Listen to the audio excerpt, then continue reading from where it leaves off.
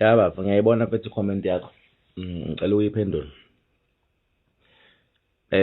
Uyakhumbula ngalesikhathi ngosuku lwegcwaliso ya last year. Ngicabanga ukuthi uKhuzani wayehlele emotweni engangenile ngaphakathi kwaqhamuka lo mfana we Perfect TV ekuthiwa uShepherd Manqele. Waqhamuka ngelikhulu nje lokuluku nejubane lokuzophapha. Wathi qhamu ne-microphone iqhawe siyawubona umcimbi la ngaphakathi muhle nangu lwayegilima. Wathi uKhuzani phakathi kwabaculi abangaka sebedlalile uqanyulwa ulwa wena.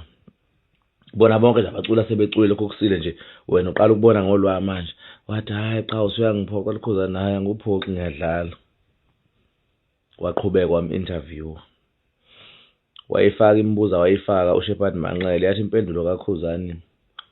Umcimbi mina engiwenzile igcwalisa Spring Picnic eyabantu bonke akuyona kaKhuzani. Igcwalisa Spring Picnic eyabantu bonke akuyona ekaKhuzani njengoba all white ingoba kwamukeleke wonke umuntu umcimbi wabantu loya. Angikwazi ukuthi ngisebenzise mina imizwa yami emcimbini wabantu ngithi kunomculo engamfuni uma engamfuni mina kodwa abantu bayamfuna lapha ku Spring Picnic ngoba umcimbi wabantu nezidalwa nabaxhasi abangixhasile kulowa mcimbi nezidalwa ezingiphila amali lomcimbi ube impumelelo zingangephuca mangabe sengincisha abantu into abayifunayo.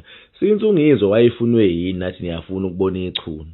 Wayengeke uKhuzani engalibizi ngoba wakubeka kwacaca ukuthi umcimbi wegcwalisa akuwona wakhe as much as kuyena umhleli wawo kodwa ungowabantu kufanele abantu mabethi bafuna usibanibani amlethe ongezukuza akezukuza ngezathu zakhe kodwa yena mangaba abantu bebemfuna lo muntu othize umbizile njengoba nomthandeni wayibiziwe kodwa wangeza ngezathu zakhe zokuthi uzobe ebhizi la zobe ebhizi khona ngendlela wayechaza uba busy ngayo sithi wayecabanga ukuthi wayebhizi ngengoma yakhe wayeyiphusha naye wakusho ukuthi uzobe ebhizi la zobe ebhizi khona umthandeni ngaze akwazi ukuphumelela kodwa wayebiziwe. You understand? Ngizama ukuphendula mfowethu ukuthi ukufika kaNgizwe kulowa mcimbi kwakungasho ukuthi uNgizwe umngani kaKhuzani. Kwakusho ngoba uNgizwe abantu bayamfuna bayamthanda bakhona abantu abamthandayo uNgizwe bakhona abantu ukuthi bazoba nomcimbi kaMaskandi emqondweni wabo automatically kube khona fanele simbone uNgizwe lapha. Ikakhulukazi bayazi uma kuzobonakala uTshatha nje noZimdola basuke benakho imiqondo yabo automatically yawetshela hayifanele sibone noNgizwe. So ke wambiza ngicabanga ukuthi kuphenso kwaleso simo bafaka ambiza ngoba sebezwana ngoba sebeyabangani. Cha. Akukho mfowethu kanjalo. Mhlambe mawuzokuyikhumbula into engisho uzokuyikhumbula. Wambiza ngoba abantu ababedinga uNgizwe kulo yamcimbi.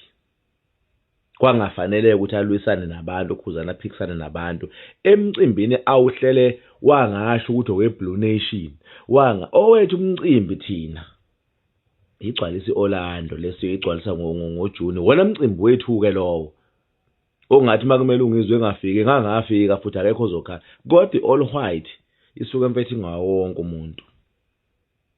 Ngicabanga ukuthi uyayi understand but angikholwa ukuthi nguphendule kabi mhlambe lento engisho uyayizwa.